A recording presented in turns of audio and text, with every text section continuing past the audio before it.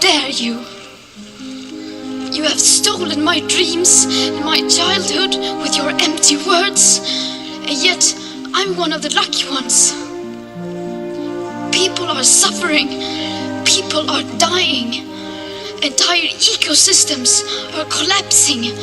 We are in the beginning of a mass extinction, and all you can talk about is money and fairy tales of eternal economic growth. How dare you? One of the most important things, never, ever quit. Never quit. One of the things about loving what you do is that it's not work, and therefore you don't quit automatically. It's a lot easier not to quit. But you can never give up. It's harder than a lot of you thought it might be. Sometimes it may make you feel like that it's not possible. You might want to give up. We believe in you. Don't give up.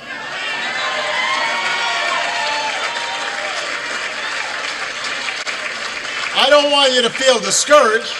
I want you to understand that it just means we got to push that much harder.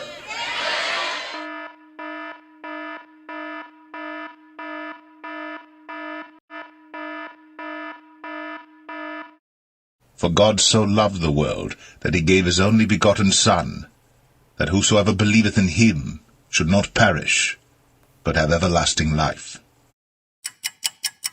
So thanks for tuning into this stream too. I've learned a lot about live streaming, and one of the things I learned is that you don't get a lot of views during the stream.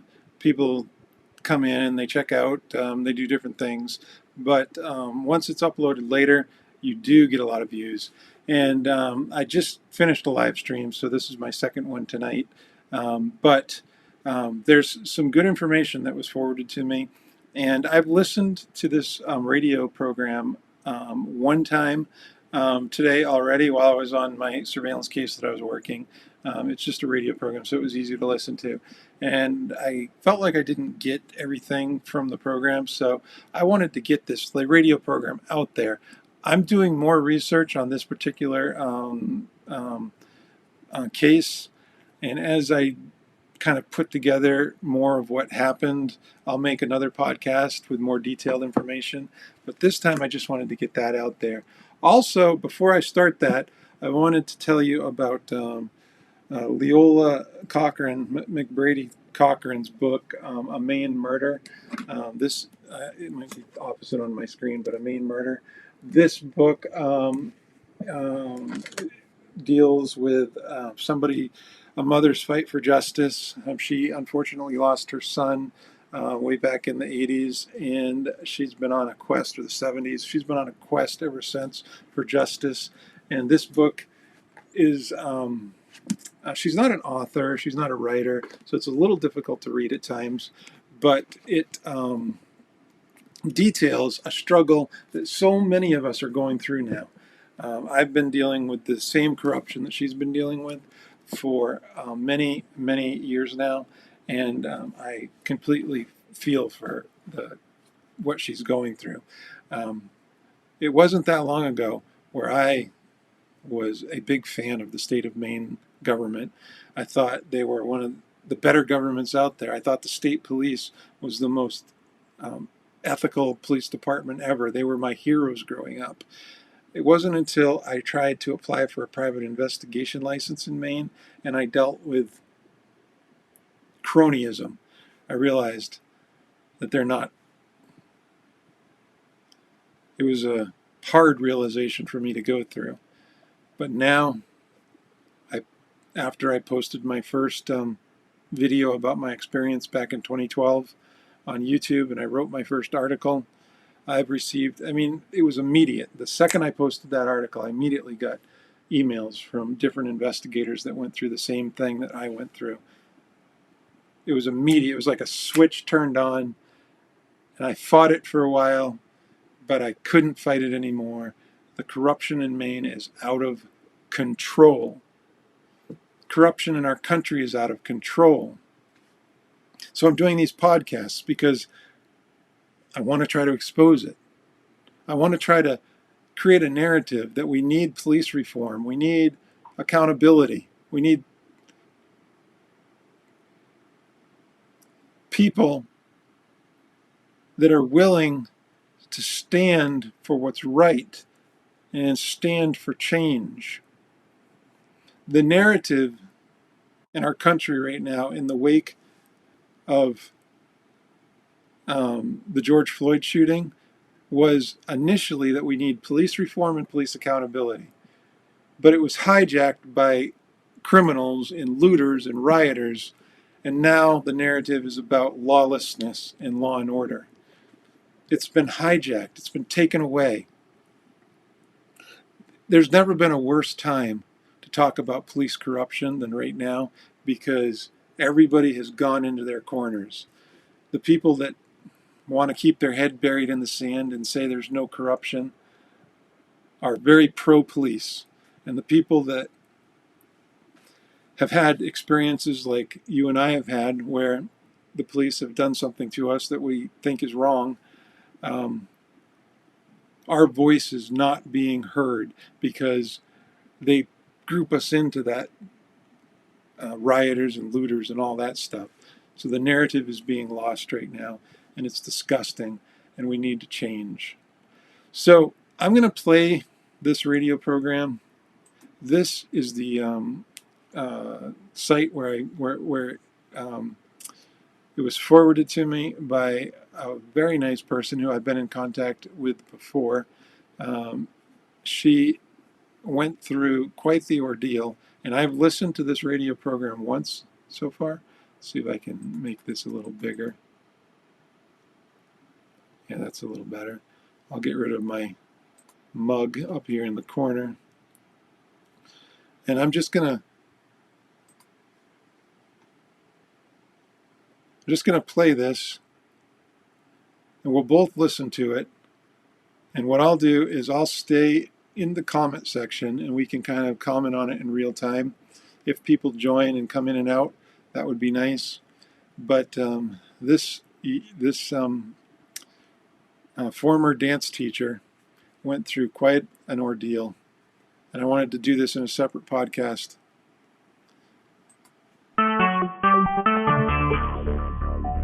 Talk shoes. Recorded live. Good evening, folks. This is December 10th, 2014, and it's episode 45 of Maine Exposed. Tonight, Phil Maletti will be the host, and Lise will be the co-host. Take it away, Phil.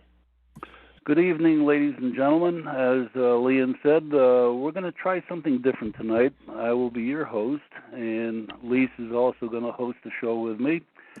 And we're going to use Dottie as the guest, Dottie LaFortune as the guest. And the discussion that we're going to have tonight may be a little bit controversial.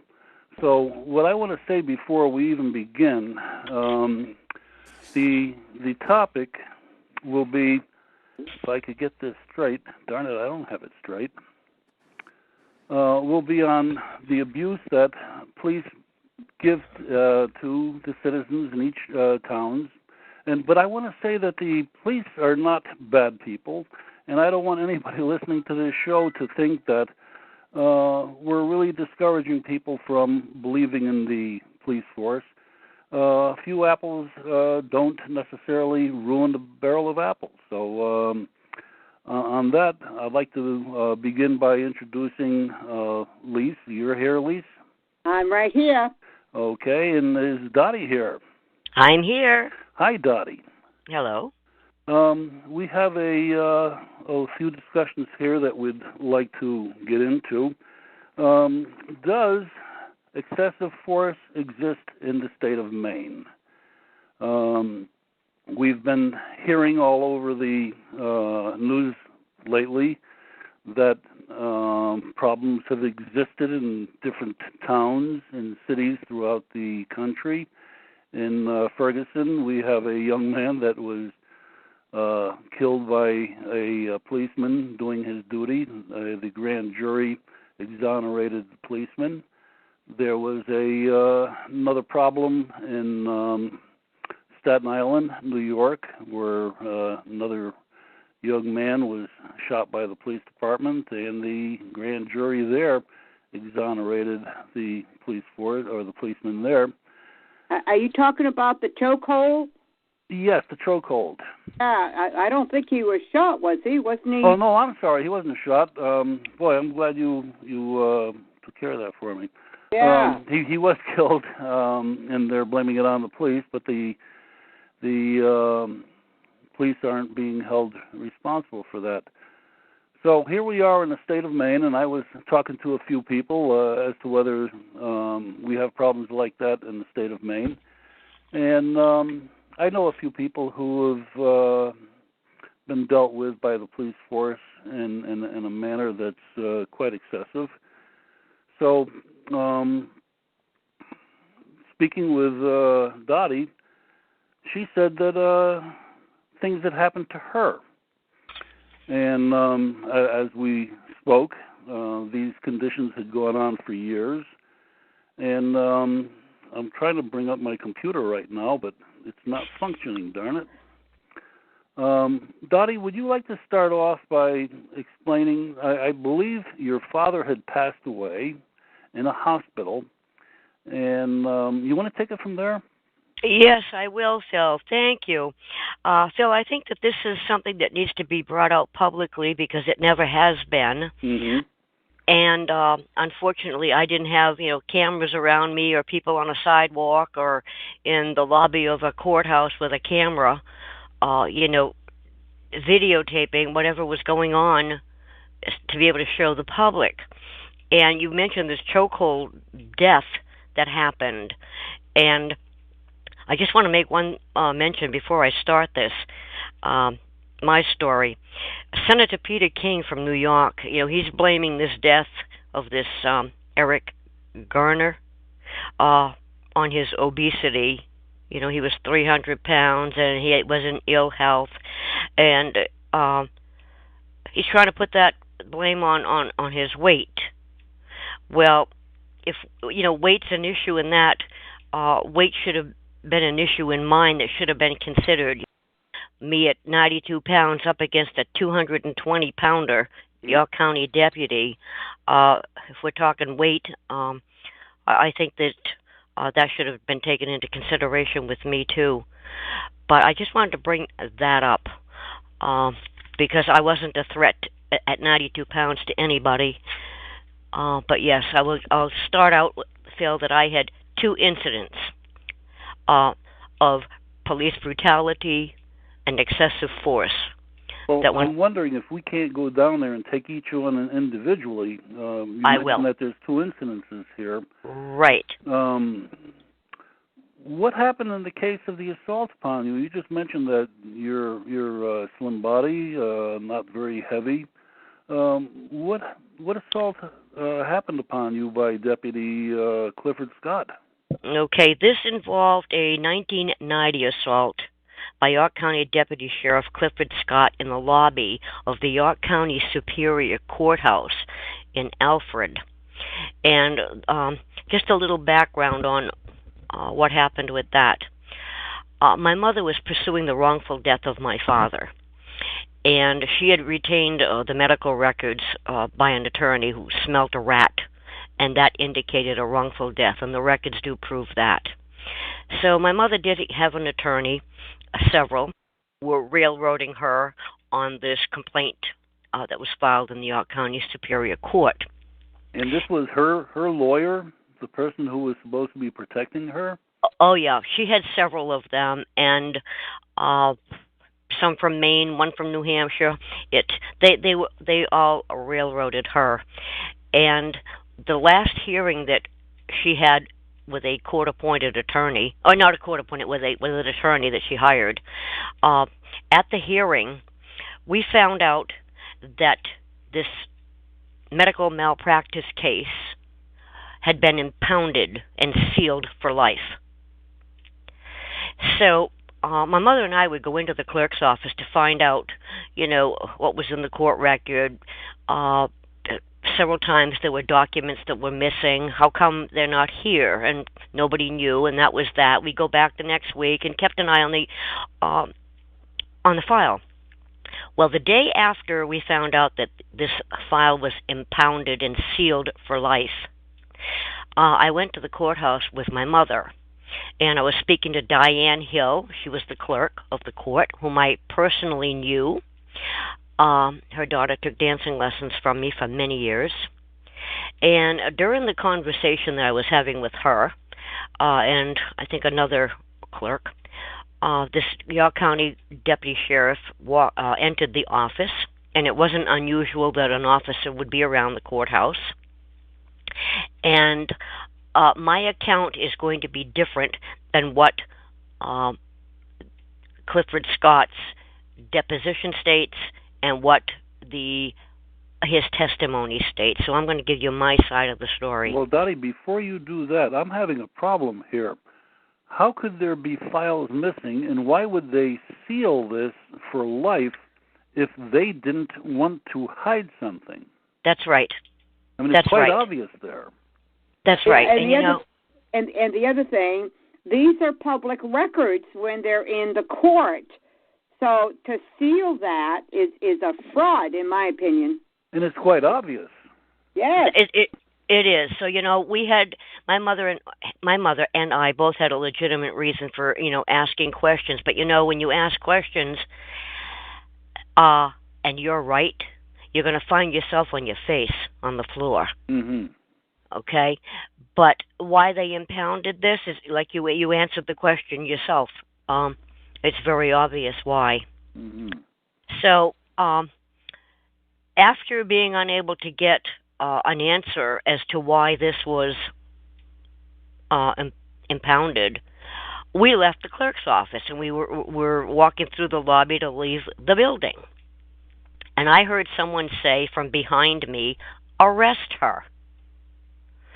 And I thought, okay, somebody's in trouble. Next thing I know, Deputy Scott is grabbing my arm, twisting it up my back. He pushed my arm so far up my back, I could touch my hair.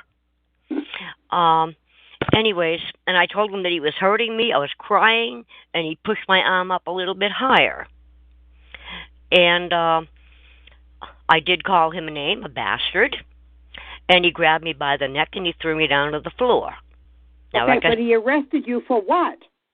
Criminal trespass in the clerk's office and assaulting him. Wasn't that a public building? Yes, it is. I wasn't trespassing. How do you trespass in a public building during business hours? Wow. This is a story.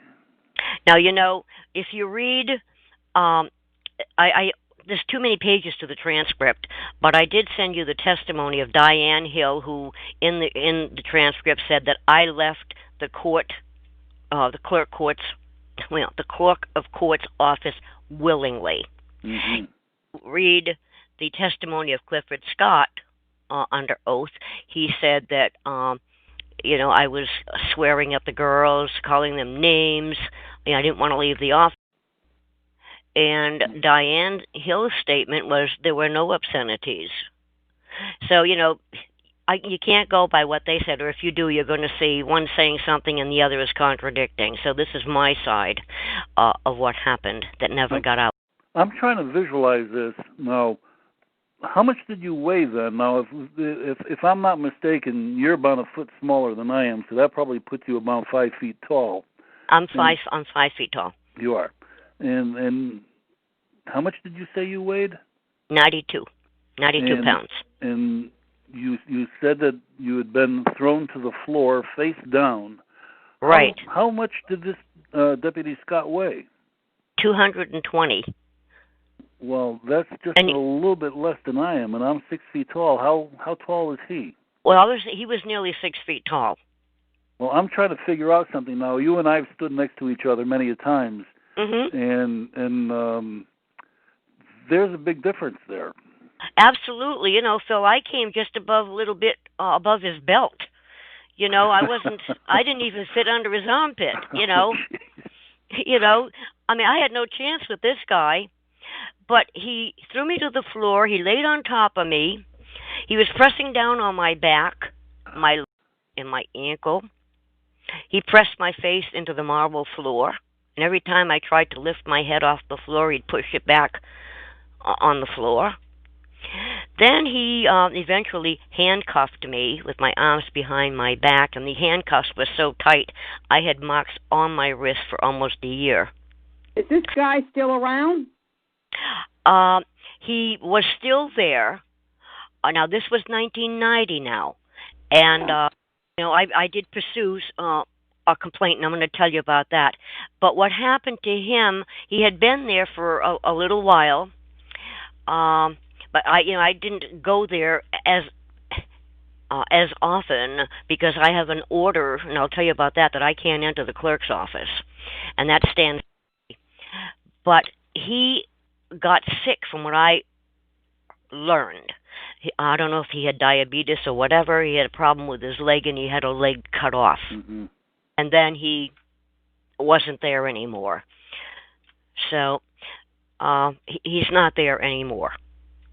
Well, that's good for everybody else. Now, well, he handcuffed you, putting your arms behind your back, yep. And he hurt you. Absolutely. How bad did he hurt you?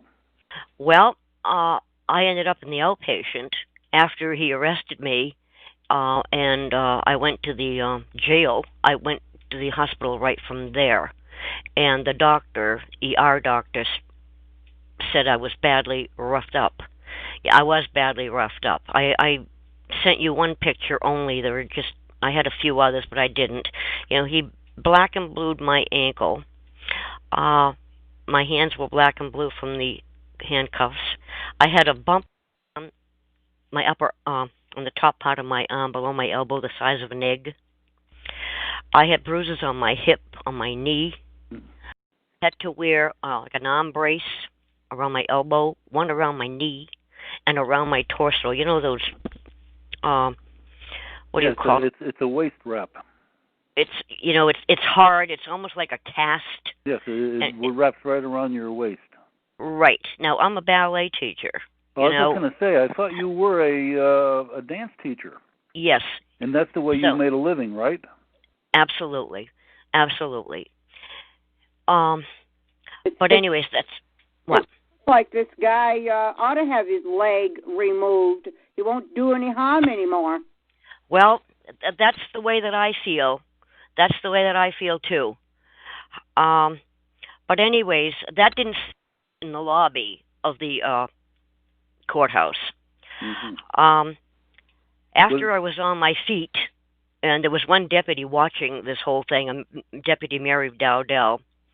She spoke with me, and as I was talking to her, and this is in Mary Dowdell's internal investigation report, and she stated this, that the deputy grabbed me by the neck, pushed me up against the wall, and I went back down on the floor. And Deputy Dowdell, quote, saw no reason for Deputy Scott to grab me by the neck and push me violently. And these are her words.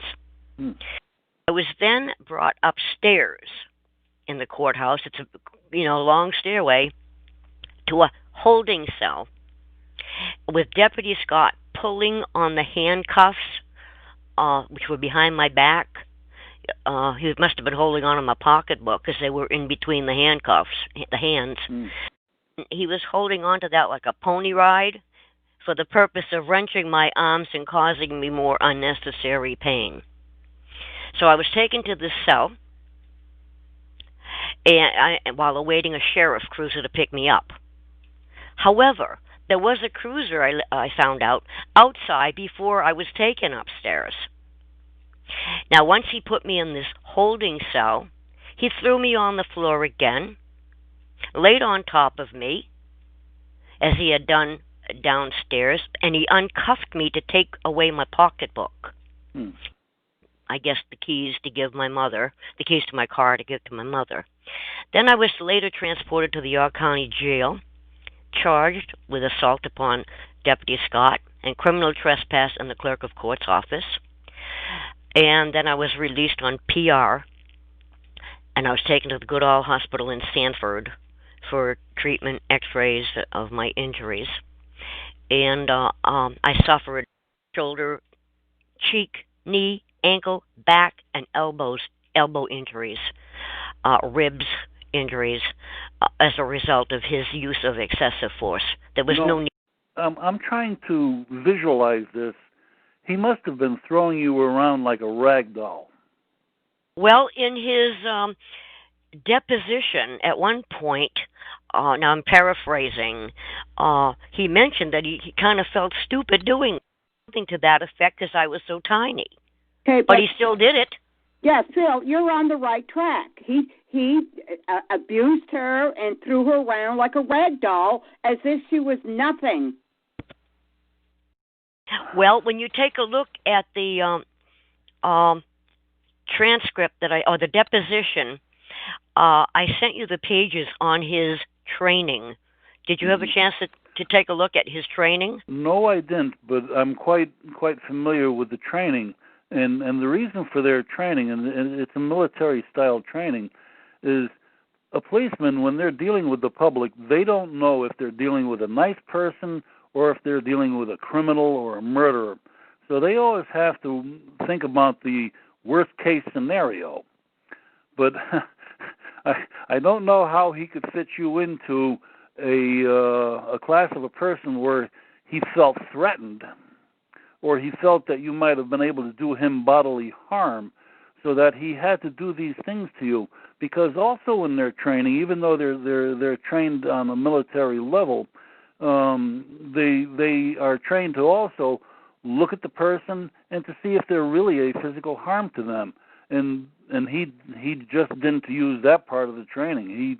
He was very abusive. Well, the training that he had, it really wasn't that much. He had a 2-week course at the Criminal Justice Academy. Mm-hmm. Let me see, 2 weeks, and I'm going through his deposition right here. And there's a lot of things that he couldn't remember what he had learned. He said there were textbooks, paperbacks, notebooks, and sounds like they asked him what kind of training he had. He said it was hands-on. We had partners, and we went through this training of arm locks, headlocks, and takedowns. And I think that lasted for 2 weeks. And then they had, I think it was 20 hours of video in the, I think it was the basement of the courthouse. That's it. That's the training. Well, he sounds like an idiot to me. He sounds like a wife abuser. Well, I could see that happening if he was married. Well, he's a woman abuser, that's for sure. Yeah. But alrighty, I'm going to go back to where I was here. I went to the hospital. Okay. I also, if you needed to, I have notarized statements from some of my students regarding my injuries, if you need that. What I'm saying is the absolute 100% truth. Okay, what happened to your mother? Wasn't she standing beside you? Oh, yes, she was. And she ended up calling Phil Castor, a private investigator who was investigating my father's death. And they got together somehow. I wasn't there, and met me at the jail. So this really upset my mother as well, to see her daughter being treated like this. So anyways, the next day I went to the York County Sheriff's Department to file a complaint of excessive force against him, and that was during the tenure of Sheriff Wes Finney. And there was a deputy there, Jeff Houston, who was at the desk. He refused to accept the complaint because he, quote, would not go against one of his own. Now, that's what he said in the open? That's what he said. And were there witnesses around? No, just me and him. Oh, of course not. Okay, God. But I covered myself with this. When neither of them would accept my complaint, I put together a letter and green carded it to them, just stating, this is, now I'm paraphrasing that letter, this is to confirm that you have refused to accept my complaint, against Clifford Scott. Mm-hmm. I sent it certified, so I have the green card knowing that they got it. So that was the only way that I could prove that I had been there. Otherwise, I would have had no proof. Okay? So, from there, I tried to get an investigation through the Attorney General's office, and that was during the tenure, at the end of the tenure of Jim Tierney. He was under Governor Joseph Brennan. So he was at the end, and he did nothing. So when the next Attorney General came in, Michael Carpenter, I tried to get him to investigate this police brutality that happened in York County. And everybody that I went to, Michael Cantra, he would not have done anything anyways. He's refused before to take anything before a grand jury. And I couldn't get an investigation. However, there was an internal affairs report that was done in the Sheriff's Department by Detective Mike McClevey. And this is where I was able to get Mary Dowdell's statement, which confirms what I had said, that I had been, roughed up by this guy, physically abused really bad, and she's got it in her own words. And in one of her statements too that she has in this internal investigation is, quote, she was shocked, surprised, amazed when she saw hands on, Dorothy, my throat. And she also stated, I never saw Dorothy kick or strike anybody. So here I am charged with assault upon this 220-pounder. Anyway, so now I'm taken to court on a trial. And prior to the trial, my court-appointed public defender was Paul Aronson, and we talked about Attorney Aronson a while back. He ran for the legislature and didn't make it this time. He was my attorney, and he received a letter from York County District Attorney Michael Cantra asking me to drop any complaint that I would have against the county, and he would dismiss the charges against me. So this was a deal that they wanted to create. That's to right. Get themselves out of this mess. Right. Well, I didn't take the deal. Okay, I figured I was right. Like Lise would say, Lise, you don't know what happens till you get there. Well, I had never been involved with the courts before. I figured they were honest. Mm-hmm. Well, you learn. You learn through experience, Lise. Yeah, you most certainly do. Okay, so I refused the deal. And during the trial, Mary Dowdell, the deputy, she took the witness stand, and Diane Hill, the clerk, and they were state witnesses. And the accusations of Deputy Scott that I hit him, kicked him, yelled obscenities at the clerk, refused to leave the office, were contradicted by Diane Hill, and I just explained that to you earlier, so I won't go through that again. All right, and this was before Judge Roland Cole, so I just want everybody to know this is the judge who listened to this crap and let it go on. But I had no that I would be found innocent. But they had a recess with the judge for my attorney, the prosecutor, to go and discuss whatever they had to discuss. Mm-hmm. While they were out in the back room, Mary Dowdell, who had just been a witness, entered the jury room. How could that happen? I guess she's a deputy and she could do it. Not if she's in a position of a witness. That's right. That puts her into a different category. It doesn't matter if she was king of the county. That's right. She, or queen of the county. Yeah. Well, sorry, she might have. That's right. That's right. Anything. I don't know why she went in there, but now thinking about it, maybe she had just testified, and my, in my behalf, really, and she was a state witness. Did she want to go in there and kind of fix things up? I don't know. But she stayed in the room for about 5 or 10 minutes, and I brought this to the attention of Attorney Aronson after his return from the judge's chambers. Mm-hmm. And his answer to me was, "Oh, that's interesting," and that's it. He did nothing. And then we broke for lunch, and he went to his office because he didn't feel good, and the trial did not resume when we returned. The trial was over, and I was found guilty on both charges. And my sentence was not to enter the clerk's office, and I was facing jail, and I was facing a fine. But I can't go into the clerk's office, and that stands still today. Really? Yes. So I tried to get the Attorney General's office to investigate this. And Brian McMaster, although he stated a thorough investigation was conducted, I was never interviewed by anyone from the Attorney General's office. No one saw my bruises, nor the photos of my bruises. Mm-hmm.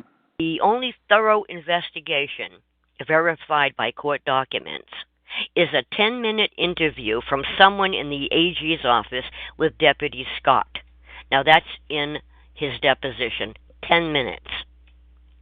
That sounds like the whole group was all in on this. Every Absolutely. one of them. And you could go That's right right. through the whole group. There's the DA, the AG, the court, Absolutely. Sheriff's Department. Yes. Now, did you appeal this? I filed a complaint.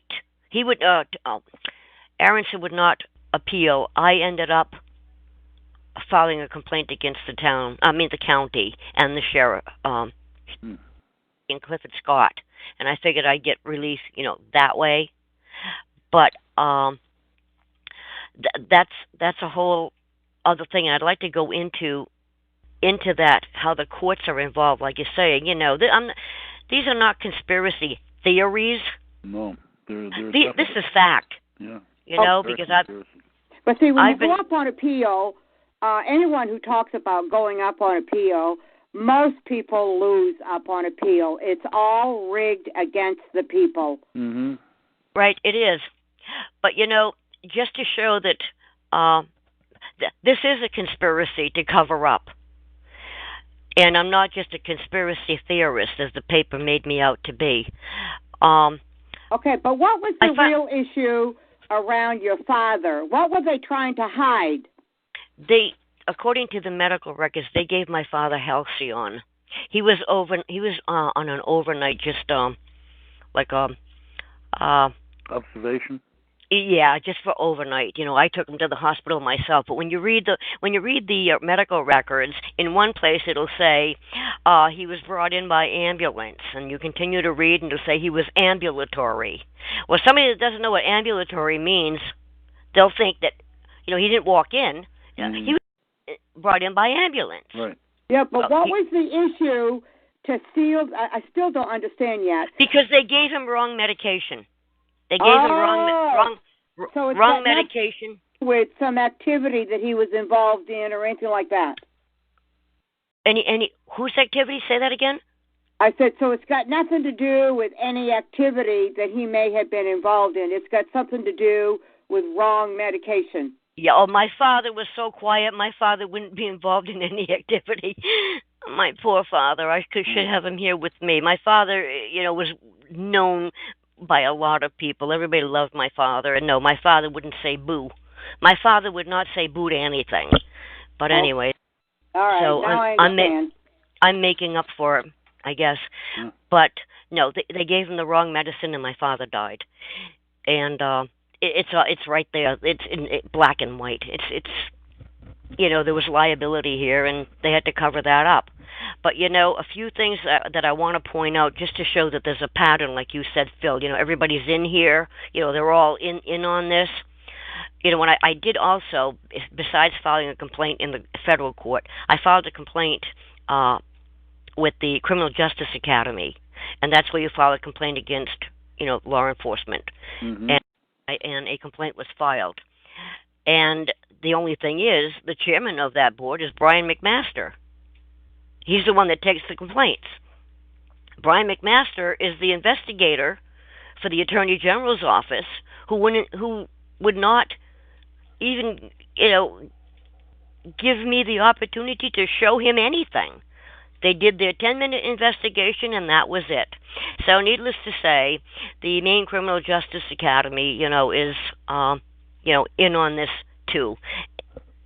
And I do want to connect the dots. Like you just said, the Attorney General, Cantra, covered up for the York County Law Enforcement. Jim Tierney. Don't forget Michael Carpenter here. Michael Carpenter. He was the DA at the time. Attorney General James Tierney, then Attorney General Michael Carpenter, and Governors John McCarnan, Governor King. I continued to try to help them to help pursue an investigation, and the pattern just continued. And interestingly, one Memorial Day weekend, I ran into Mike McLeavy, and he was the detective in the Sheriff's Department, who was then a senator. Mm-hmm. And I brought up my demand for an investigation, and I wanted his help. You're a senator now.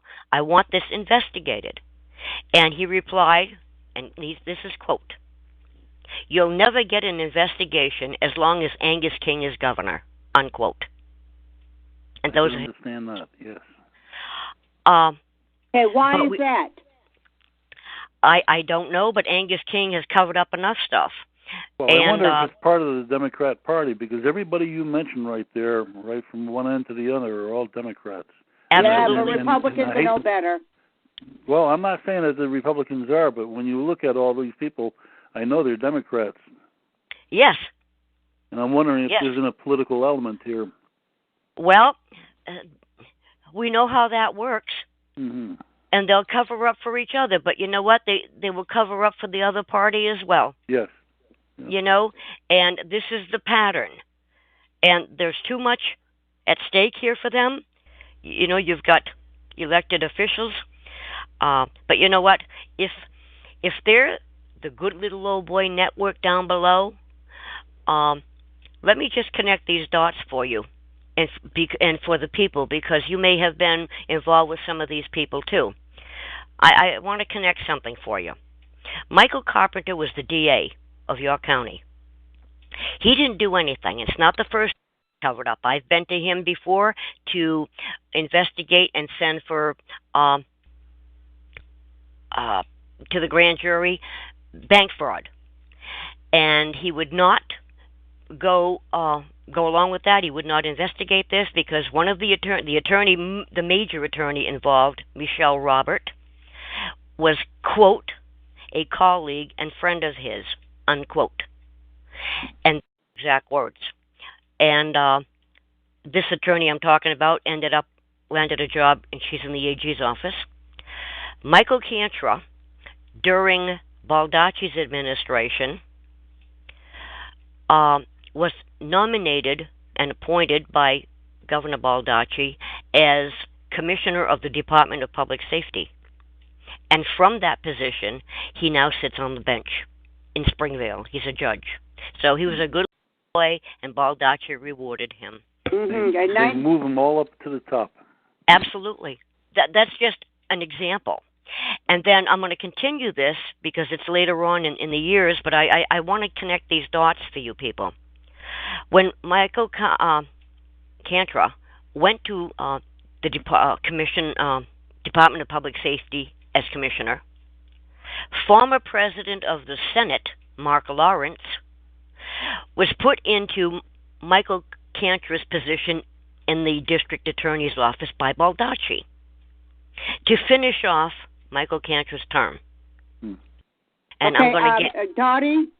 Yeah. On the chat room, there's a question for you. Yeah. It says here, ask Dottie. It's by True Just American. Ask Dottie if she had a different last name then. I found someone's accounting on an obscure page. I'm not sure what this means, but maybe you do. Okay.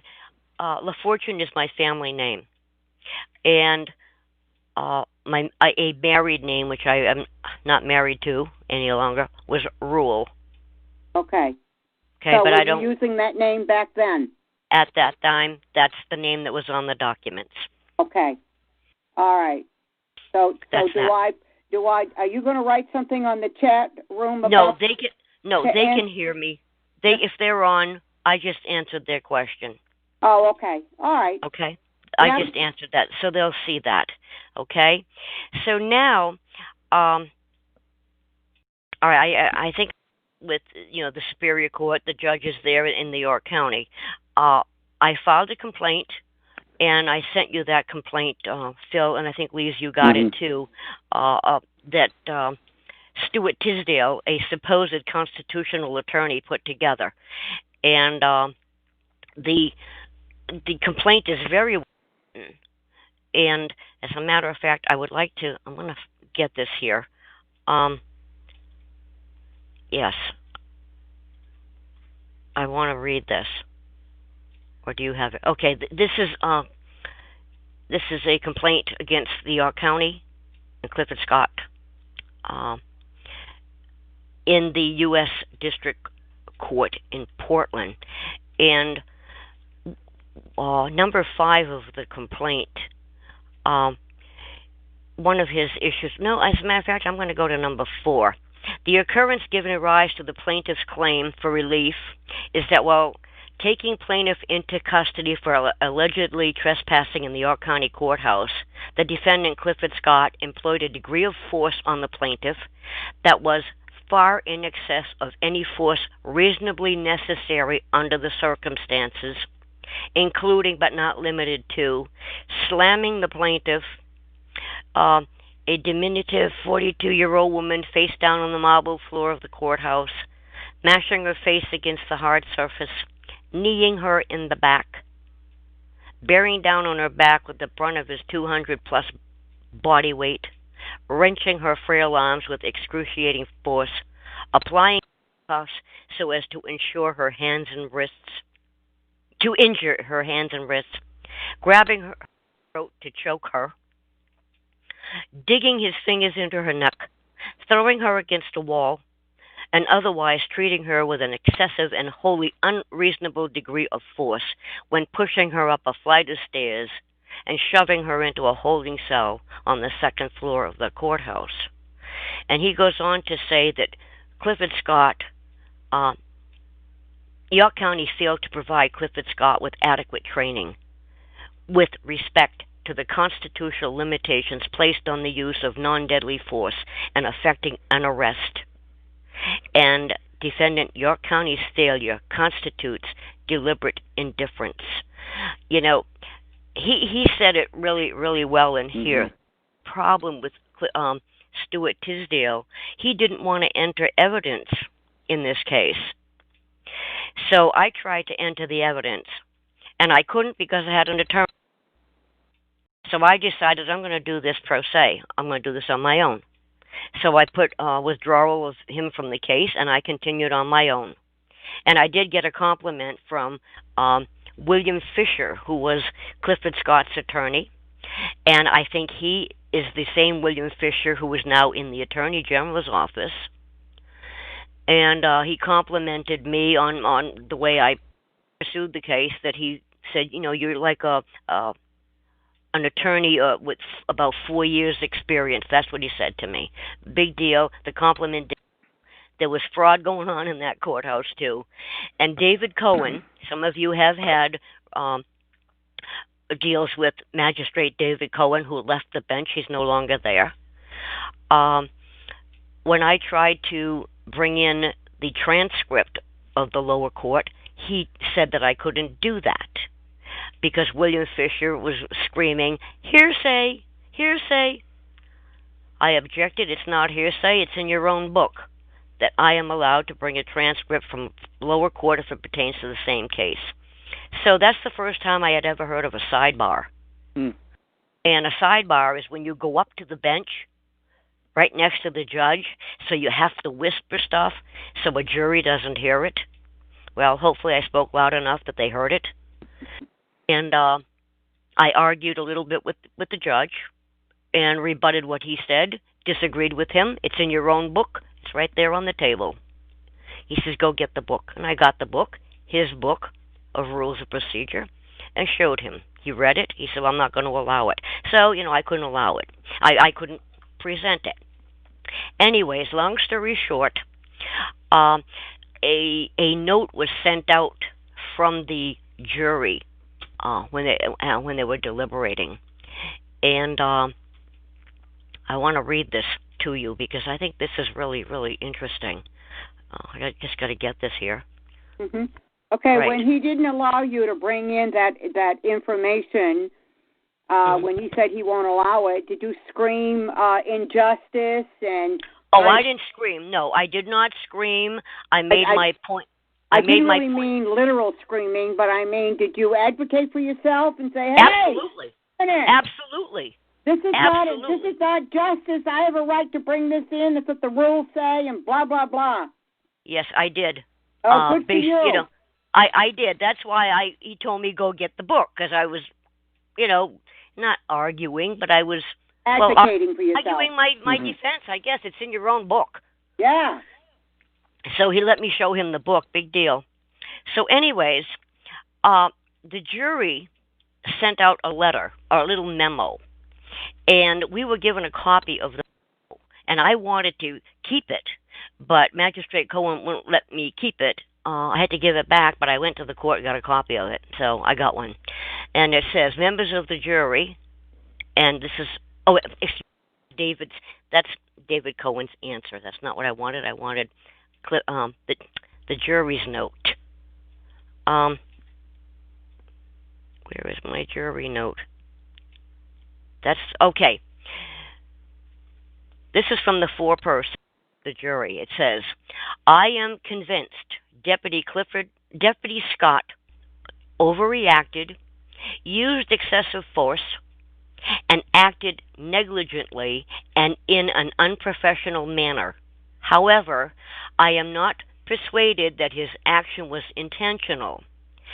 Does the content of paragraph 1 on page 7 of the instructions therefore require me to find for the defendant? So now I'm going to give you the judge's answer to that. Yes, I will find that in a second here. Well,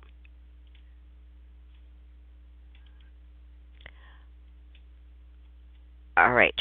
Why are you in federal court? Because I filed a Title 42, 1983 civil rights case. Oh, okay. Okay. All right. Here's his answer to that. The judge, Cohen, on the plaintiff's constitutional claim, that is the excessive force claim. The first of the two elements plaintiff must prove by a preponderance of the evidence is that the defendant acted intentionally. Now pay close attention because I'm going to come back with something.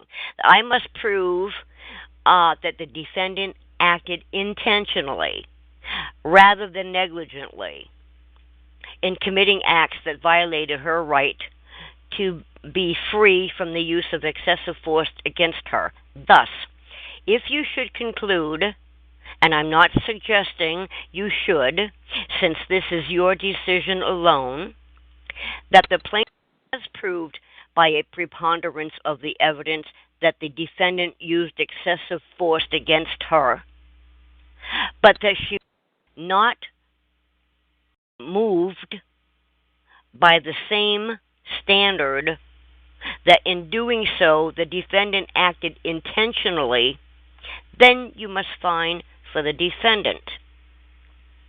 Now, in cases of excessive force, intent need not be proven. I sent a thing. No specific intent. Here's a case law. No specific intent to deprive a person of a federal right is necessary to create liability under Title 42, 1983. Oh, I hear somebody. Leon? You're not hearing me, and I didn't hear anybody. No. Okay, now how do you I prove hear another radio intent and negligence? What? How do you prove intent and negligence? Well, negligence is one thing, and intent. He's saying you have to prove intent. And how do you do that? Well, there's a case law that says fact that defendants had no specific intent or purpose to deprive the plaintiff of civil rights will not absolve defendants from liability if they did, in fact, deprive the plaintiff of those rights. So I did not have to prove specific intent, but they knew that he did use excessive force on me. But anyways, I didn't win the case. No matter where you go, like you say, Lise, that's going to be it, and that's the Clifford Scott story. I want to jump in there for a second. We didn't hear anything about a jury trial before just a few minutes ago when you mentioned the jury. I'm kind of interested about the jury that was picked, and I want to back up just a little bit about the jury selection there. Right. I know you, and I've known you only for a few years. I've never known you to be angry. I've never known you to use foul language. And because I know you, if somebody told me that you had done this, I would have said they were a liar just because I know you.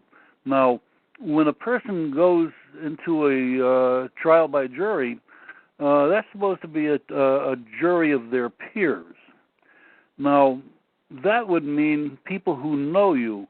Was there anybody on that trial jury or on that jury who knew you? How did they pick this jury?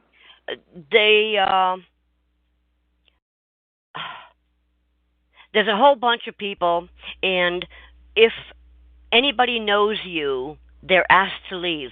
I've been through this. Well, who asked them that? This is the judge. That's wrong. The judge. Right. That's wrong. That's because, how that. Well, see, now, it used to be years ago, and I think Lise could back me up on this. The jury was chosen by the local selectmen and the people who were in charge of the municipalities, and the people who were the juries or the jurors knew the defendant. And had they been people who knew you, they would have known this was a lie from the beginning. Yeah, but you know what? Into federal court. Now, see, I still don't understand why I went to federal over a state police officer. I don't understand why you go to federal in the first place. Well, that's a 42. How do you choose a jury at the federal level? Well, I didn't even get to the jury there. Wasn't there a jury in the case before this?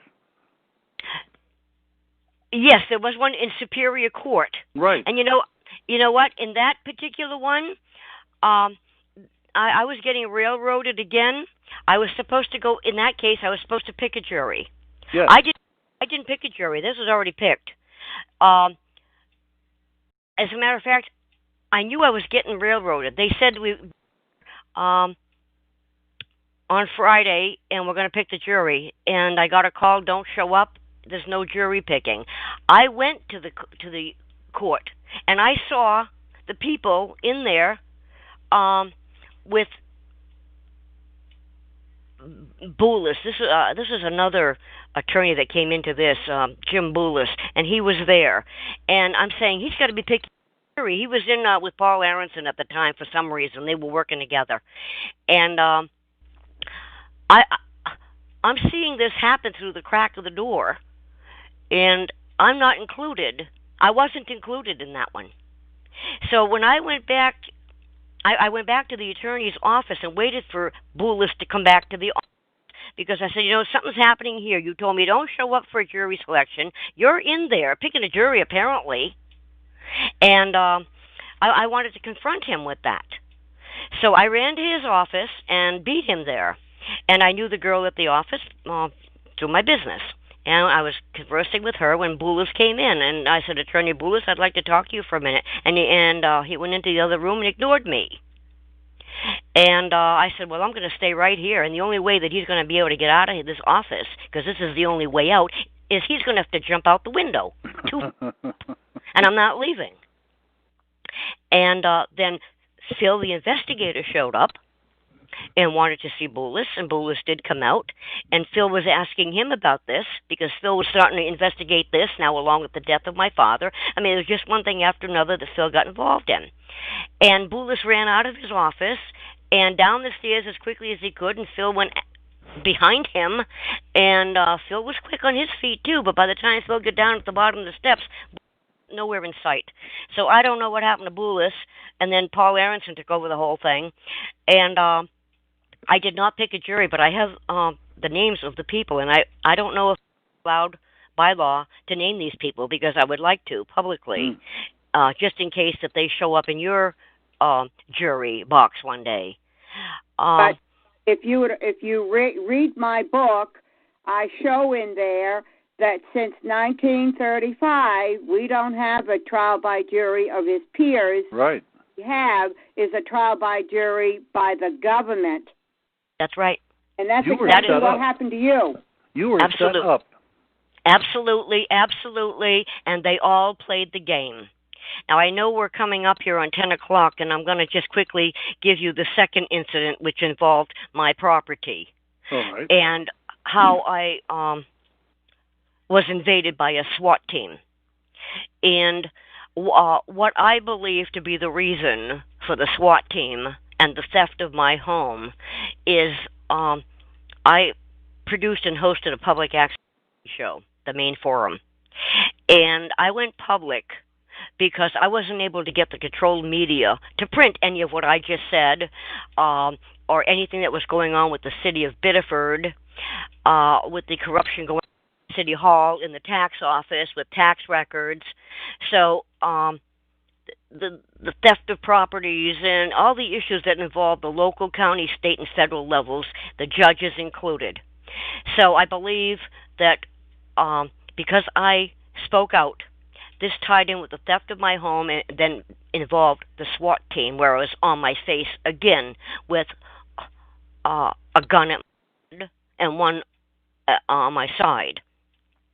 But the reason I'm saying I believe that this is in part because there's some other parts here with Judge Crowley in a divorce action, and they were playing together, which involved Michelle Roberts, and you heard that name. So I believe this ties into the theft of my home through the city of Biddeford's behind closed doors tactics with Tim Q. Lai, York County DA Mark Lawrence, who took Cantra's place, and Brennan. And that's why I was forced removed from my home. Well, before you go any further, didn't you put in a motion to stay? Motion to stay the writ of possession that was against me? Yeah. Yes, I did. And that was denied by Softly. Okay, just so people can understand what happened to you, can you describe what happened when the SWAT team came into your house? Okay. And why they had to do this, I don't know why they needed a SWAT team, okay? Apparently it was to take me out because... how many people were in the SWAT team? 13. 13? Okay, what did they do? Okay. They were there, from my understanding, I guess, on this null and void writ of possession to just remove me from the building because I refused to leave. I had a complaint filed against the city of Biddeford that was still pending. Mm-hmm. And I didn't have to leave until my claim of right to title was decided, and that title to property is mine until proven otherwise. But they decided to use the SWAT team to take me out because I wasn't going to move. But I just, this is probably why this is the reason they sent in the SWAT team. Okay, describe for us, because see, Leon and I were at your house the Saturday before. I think this happened to you on a Thursday, if I remember correctly. I don't know, November 19th, 2003, whatever day that was. I don't know, but I know the day. Okay, but Leon and I both were at your house just prior to them coming, the SWAT team coming. Mm-hmm. We were both at your house supporting you, and then a few days later, I thought it was on a Thursday, but I don't know if I remember correctly. But again, describe so people that are on the chat room and listening to this show, describe what happened to you when they busted through your house. Okay.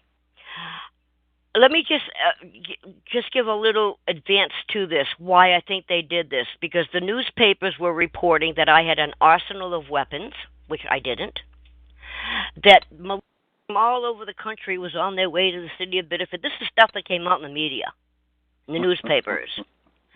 And they were instilling fear in the public, in my community, people that I knew and knew me. And they closed the school. There was a school across the street. They closed that because people were in fear. Well, I just want to rebut that, all right? I didn't have an arsenal of weapons. People I were coming from across the country because they were concerned for my life. They were fearing another Ruby Ridge.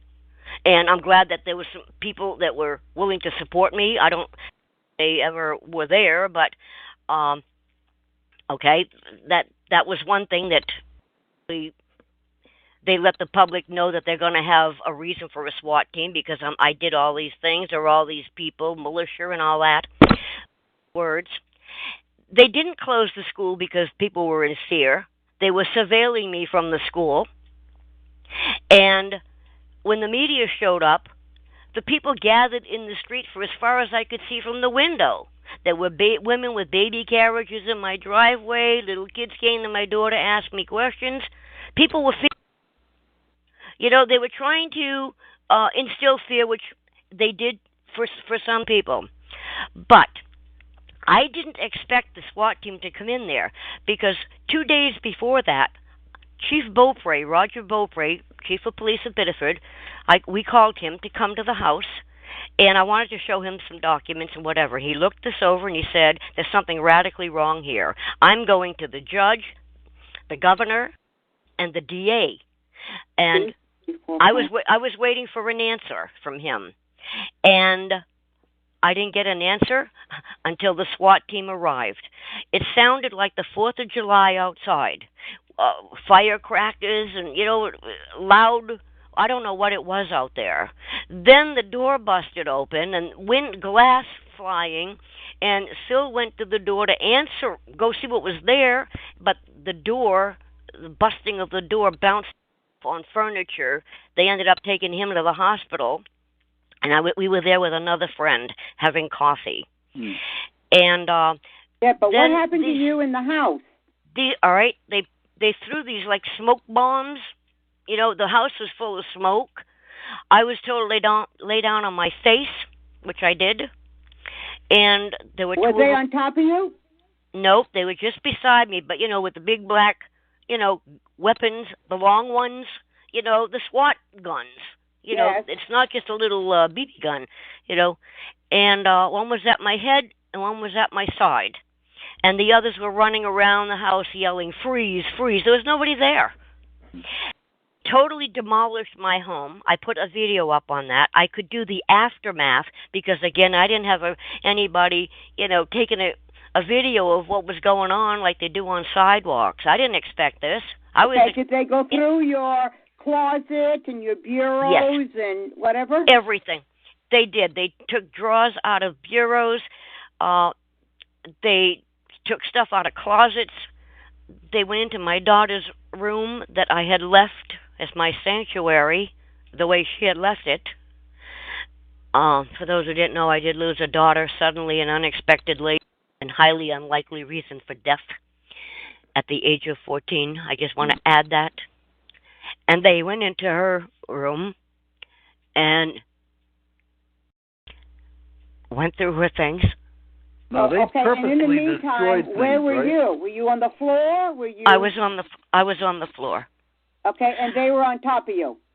No, they weren't on top of me. They were beside me. One on his knee. Go ahead. Huh? Go ahead, Phil. They purposely destroyed things. They did not respect your property at all. Not at all. They didn't respect anything. Wouldn't it have been better to ring your doorbell or knock on the door and ask to see you? Okay, did they have a warrant? No, they did not have a warrant. No warrant? No. So this is a violation of property rights. They had no warrant. As a matter of fact, I went, when I was finally released here now from the holding cell at the Biddeford Police Department, I guess, I don't know if it was the next day or whenever, I started looking for this warrant and I couldn't find it. And I kept getting Biddeford Court to Superior Court. We don't have it, they have it. Go back down, back and forth. This went on for I don't know how long. But they couldn't find a warrant. Anyways.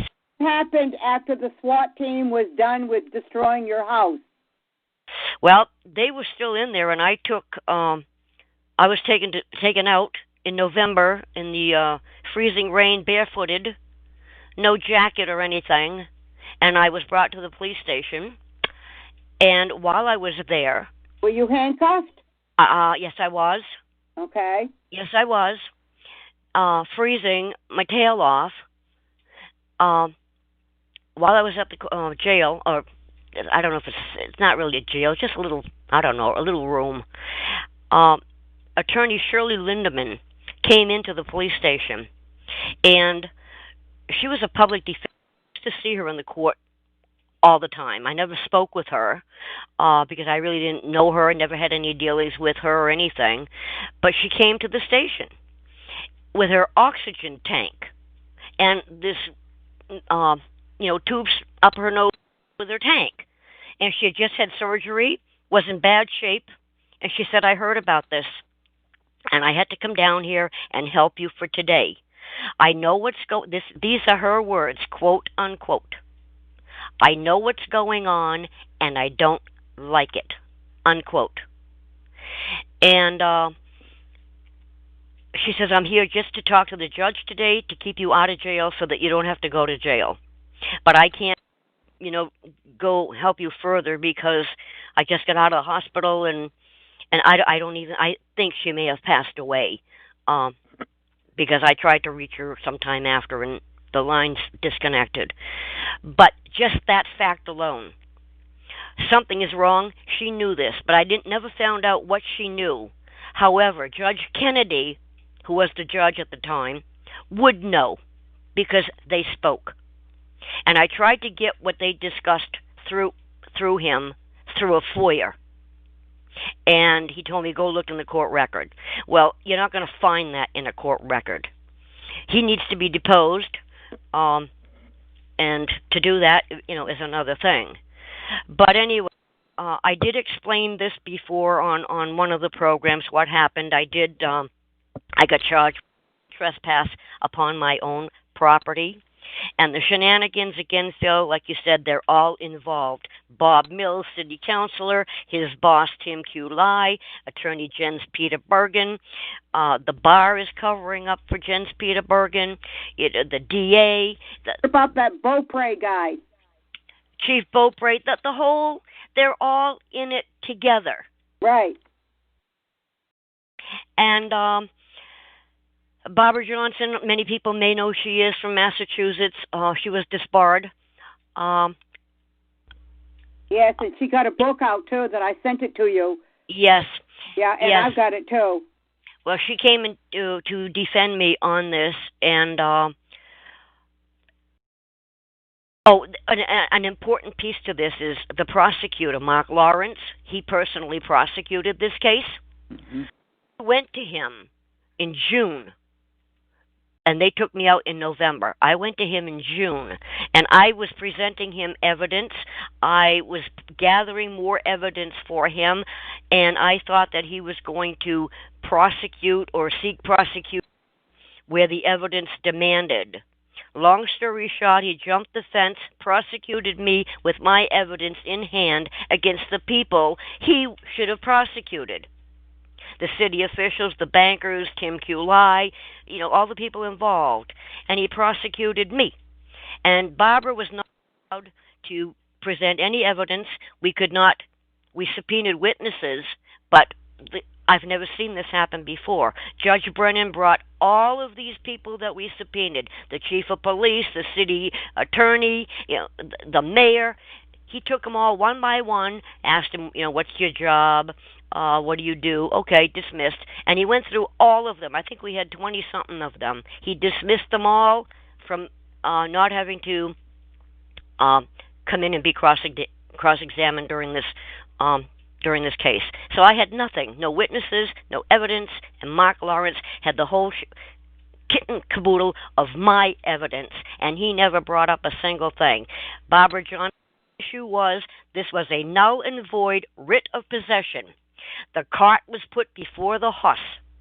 They gave this guy a writ of possession, and I still had a claim against the city of Biddeford, yet to be heard with Judge Brennan. And Judge Brennan was also sitting in this trial when I was arrested and taken out 14. He was in a conflict, no less, would you think? Mm. Dottie, there is no bottom line here. There is no justice. In a civil society, the goal is to have justice. Justice is the final goal of a civil society and government. It's supposed to be pursued for liberty, and it's lost. Everything is lost. We have a legislature, we have a governor, we have a judicial system. We're supposed to have a jury system, which is separate from them all, and there's nothing here that's sacred anymore. Everything is corrupted. All you have to do is read my book. It will expose all this fraud and treason, layer upon layer upon layer of fraud and treason.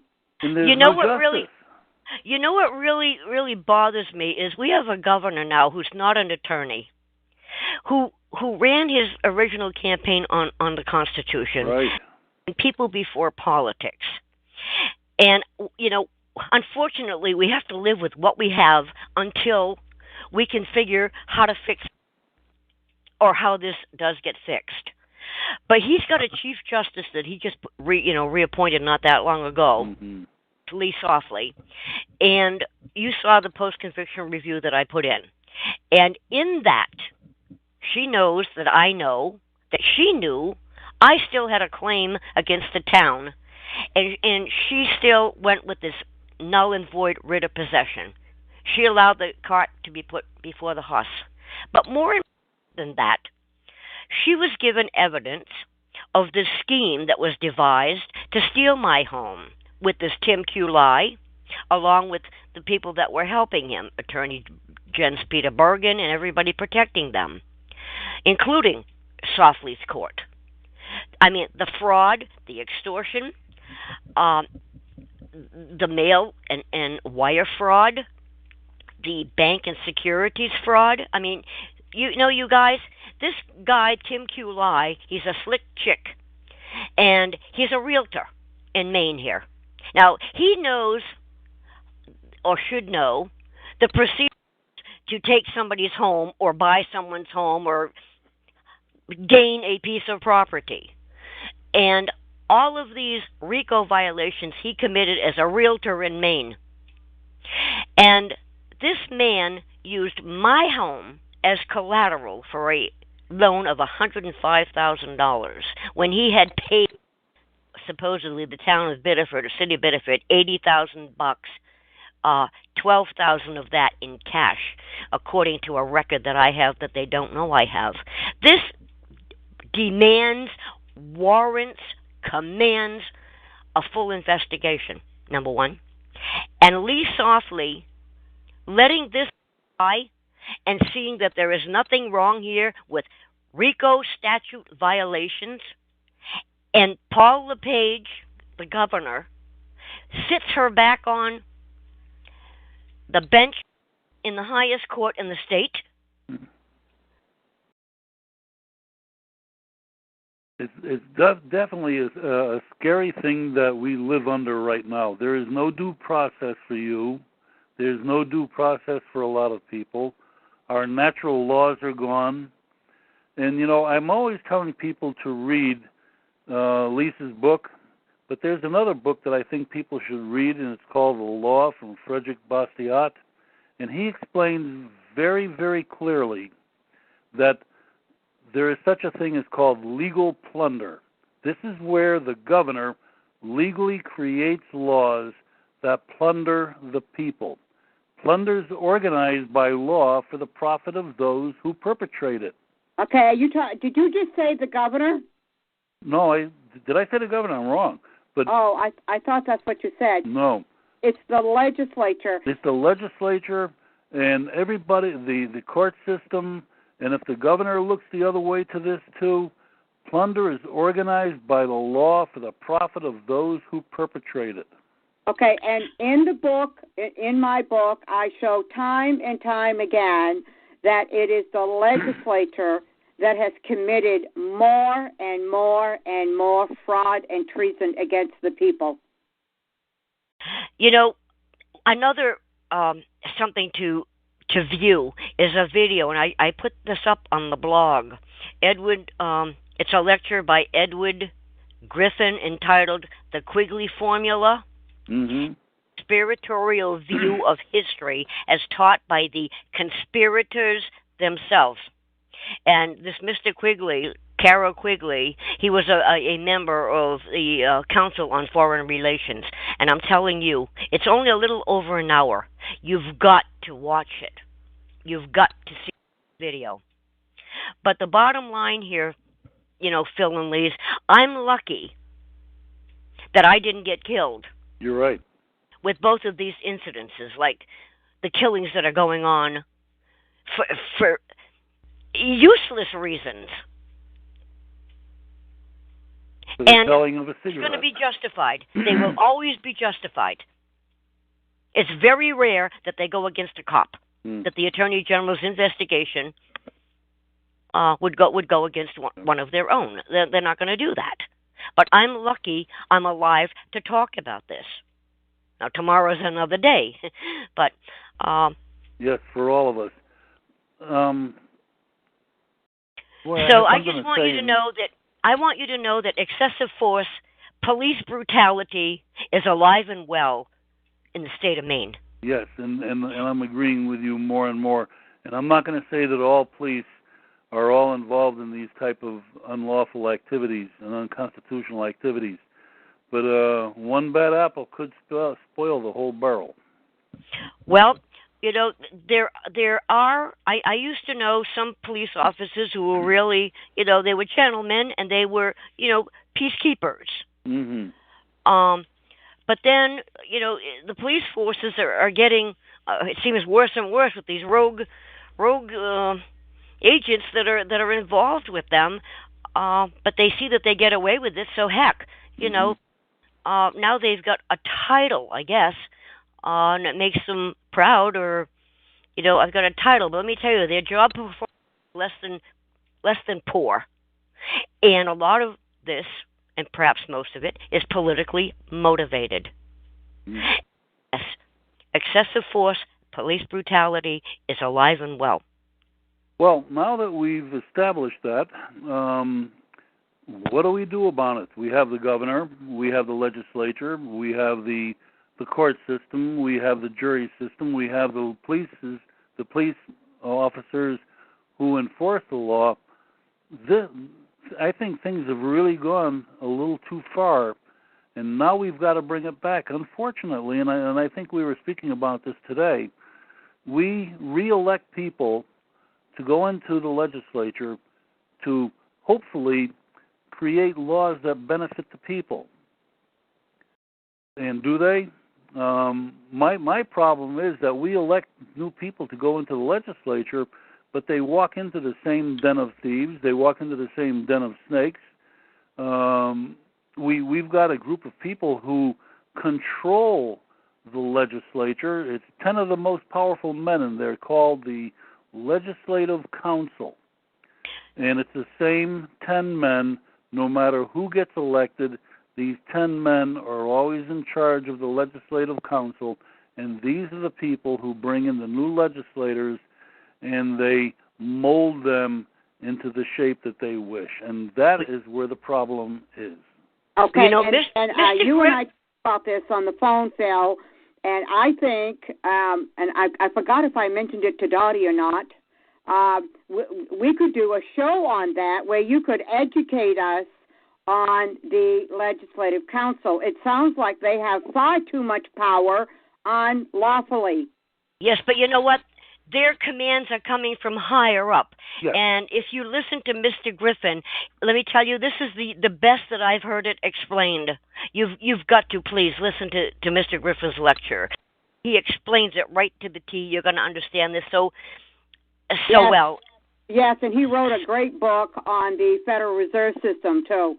Mm-hmm. Well, the thing is, I just wish, people in my community didn't come to my help.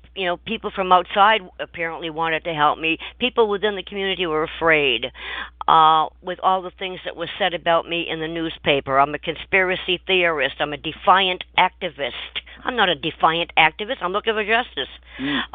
A gadfly. I won't go away. Well, Samuel Adams was the most notorious gadfly, so I'll take that as a compliment. But the things that were put out there didn't help me. It ruined my reputation and everything else. Yeah, and kicked you out of your house. We have no child rights in this country anymore. Well, can we, if there were enough people that would come on board with me and demand that they have an investigative hearing or whatever, and I'll come and speak and to the people who know about this, because it never came out in the newspaper. What came out in the newspaper were bad things. Mm-hmm. Dottie, did you not contact the governor about this issue? I contacted every single one of them. Brennan. But you did contact Governor LePage. I seem to remember that you and I went to his office, and you passed the paper over to the secretary. Yes. And I never got a response. I called. Oh, it's on his desk. Yeah, but this was since last year. It's on his desk. Right. But he personally told me to my face when he first came in to office, he would meet with me.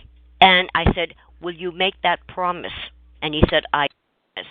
Well, I'm still holding him to the promise, and he hasn't done that yet. And if I could explain these things, he'd see, the need for changes in quite a few of the areas up there, in the departments up there. And if he can get the legislators to listen to him and say, you guys have to do something about this, here's what's going on, and we're going to have a meeting or hearing or whatever, I'll come and talk. I'll speak to these people. Mm-hmm. And let them see. The only thing that they've heard is the talk that goes on behind people's back up there with call them the elders, the ones that have been there for umpteen terms, that are the new people that are coming in. Oh, you don't probably need to hear that. Don't bother with that. This is a nutcase. This is a conspiracy theorist. Don't bother with it. And that's what goes on in Augusta. Mickey, there's a young lady that we work with by the name of Mickey, and I'm wondering if we shouldn't contact her and ask her if she wouldn't be willing to bring this information onto the governor. So what I'm going to ask you to do is to reformulate all your paperwork, put it into a package, and let's hand-deliver that to the governor's office again. How does that sound? That sounds good. It's a start. If they can do this to me, they can do it to you. And I'm sure that they've done it to other people. I don't think that you're the only person that this has happened to. Well, I don't think so either. But only certain things get in the newspaper. Yeah, well, that's correct. Well, let's leave it at that, and we'll figure. Let's do that, and we'll see where it goes from there. Phil, that's great. And if anybody listening has any ideas on how to, an idea to do something or jump on board just in support at least, they'll know that it's just more than one person crying out here. I'm the lonely little voice out in the wilderness, but I've been yelling for a long time, but it doesn't get anywhere. You know, I think, and I'm going to commend you on this, if all this had happened to me, I would have gone insane. Well, luckily, Phil, my profession, you know, when you're an instructor, you need patience, you need compassion, you need determination, and by patience, you got to do something over and over and over. You know, when you're teaching someone a routine, you know, a dance routine, over and over. Well, I think, thank God for that career. Yeah. Well, but they put me out of business, stole the business too. I'm sure they did. So let's see if we can't give the governor a dance. Oh, all righty. All righty. Well, it takes two to tango. Okay. Phil, thanks a lot for the interview. And Lee's thank too. You for being here. And hey, now next week we're going to talk about the grand jury, right? Yes. Okay. And then the week after that, Phil, you can do the legislative council, because I'm not all that familiar with it, and perhaps other people aren't either, but it sounds like they have too much power. Well, you would be surprised how far they've gone in just since 1976. Now, that might sound like a long time for people, but when you look at how our whole government structure has been changed since 1820, it's only a short period of time. Yeah, but 1976, see, 1876 is when we lost our original state of Maine. Mm-hmm. You know, when they with that 1875 resolve, codified the Constitution, which they had no right to do. So they overthrew our state. And then 100 years later, in 1976, the legislature pulled another stunt and got rid of the council, the governor's council, and gave all the power to themselves. That's correct. You know, I wonder if there's any relationship there. In 1776, the Declaration of Independence was... I mentioned that in the book. You know, this is no accident. I don't think it's an accident. No. It isn't an accident, and Mr. Griffin really goes into it. Please listen to that video. Will do. I will. I hope it rains tomorrow. I'll have another hour of free time. Okay. Well, thank you. Thank you all. It was exciting.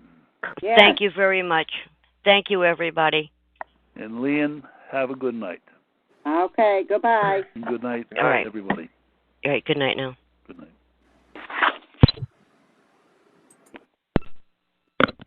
What a heartbreaking story. I can't even believe it happened to her. Just absolutely heartbreaking story.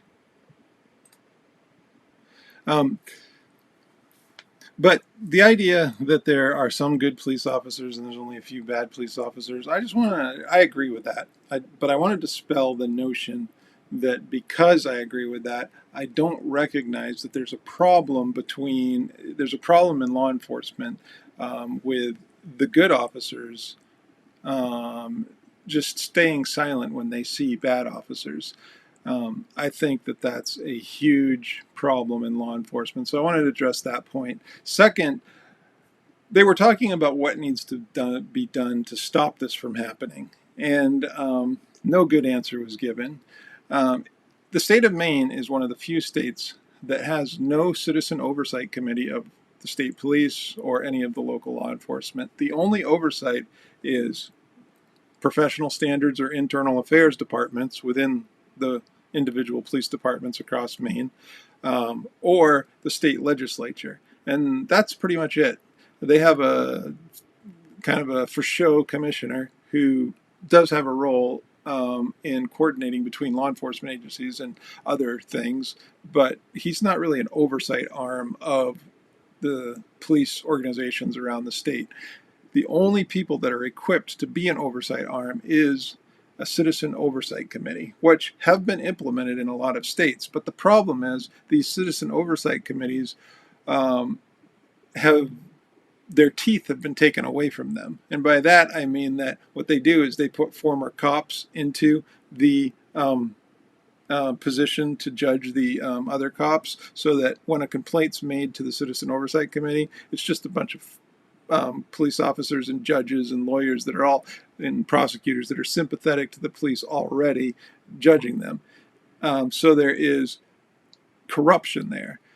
The way that a Citizen Oversight Committee needs to work, and it's the only way we can have reform and accountability in the state of Maine, is if it's set up sort of like a trial system in a superior court, where you have a judge overseeing a victim and his lawyer, and the police officer that's being complained about, or the public official that's being complained about, whether it's an attorney, attorney general, a politician, a governor, whatever, they're being complained about.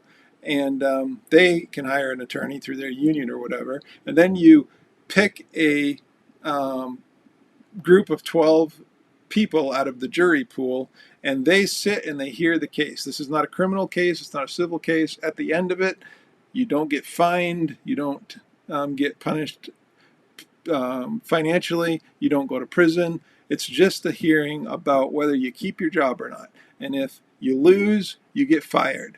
It's that simple. You're judged by 12 people, and if 12 people that are taken right from the voter pool,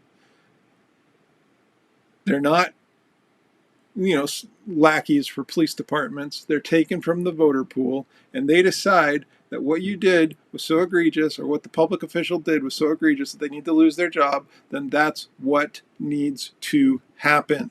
And that's the only way that you'll have reform in the state of Maine. If we want to do away with corruption, then we need to make the corrupt officials afraid to be corrupt. And the only way we can make corrupt officials afraid to be corrupt is if they actually have legitimate oversight. Right now, there's no oversight in the state of Maine at all.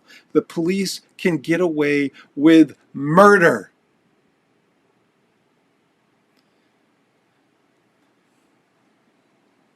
That's pretty much what I wanted to say in this podcast.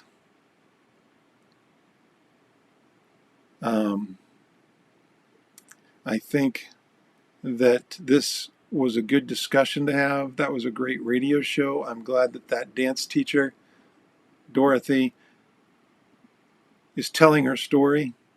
We need to hear stories of corruption just like hers. I was only listening to that was the second time I listened to it, and I got more out of it the second listening. I'll probably end up listening to it again. It's quite a story she told. And I'm going to look more into that story. I know she emailed me some other documents, so I'm going to read through those as well. And I want to tell her story just like I want to tell the story of other people that are victims of public corruption and police corruption and prison corruption in the state of Maine and other states. I received at least 5 or 6 emails from people just today. And this is really only my third podcast. So the fact that I'm already getting that many emails of people that want me to cover different stories is is a good thing. And remember, I'm doing this in my spare time. I've actually been up since 5 o'clock yesterday morning now. And I did surveillance all day, and now I'm doing this. I'm surprised I even have the energy to continue doing this. But I'm going to roll this video, and then I'm going to sign off.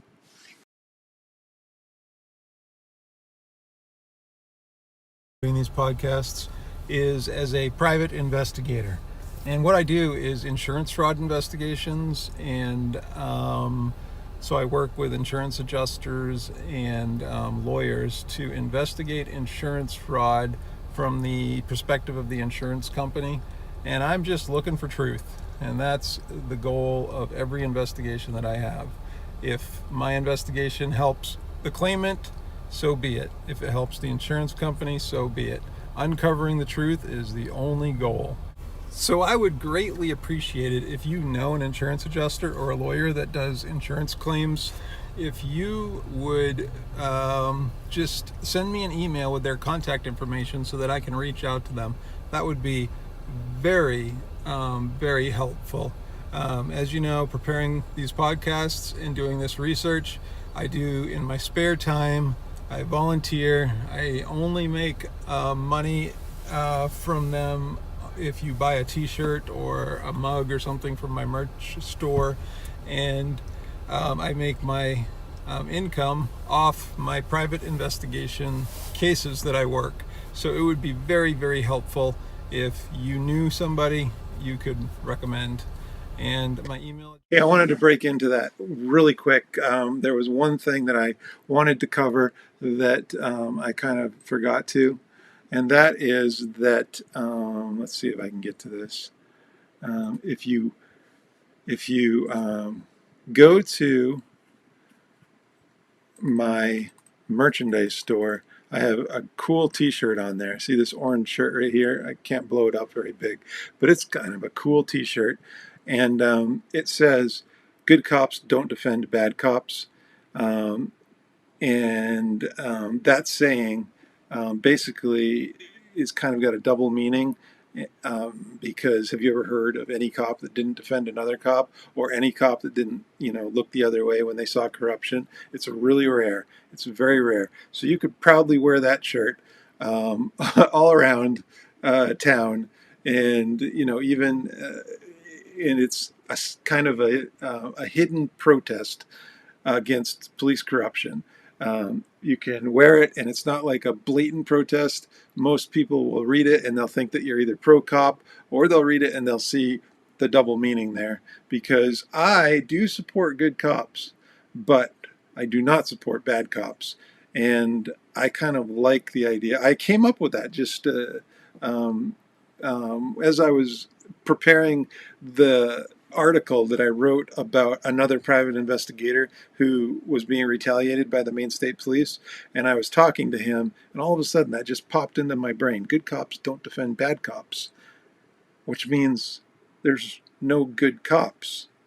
We need to get to the place where there are good cops, and that saying becomes true. Good cops don't defend bad cops. Is Josh Gray at nationalsi.com.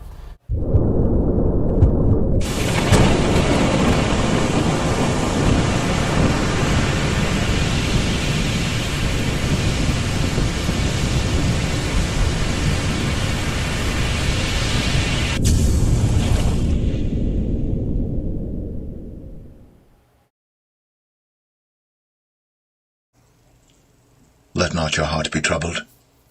Ye believe in God, believe also in me. In my Father's house are many mansions. If it were not so, I would have told you. I go to prepare place for you. And if I go and prepare place for you, I will come again, and receive you unto myself, that where I am, there ye may be also.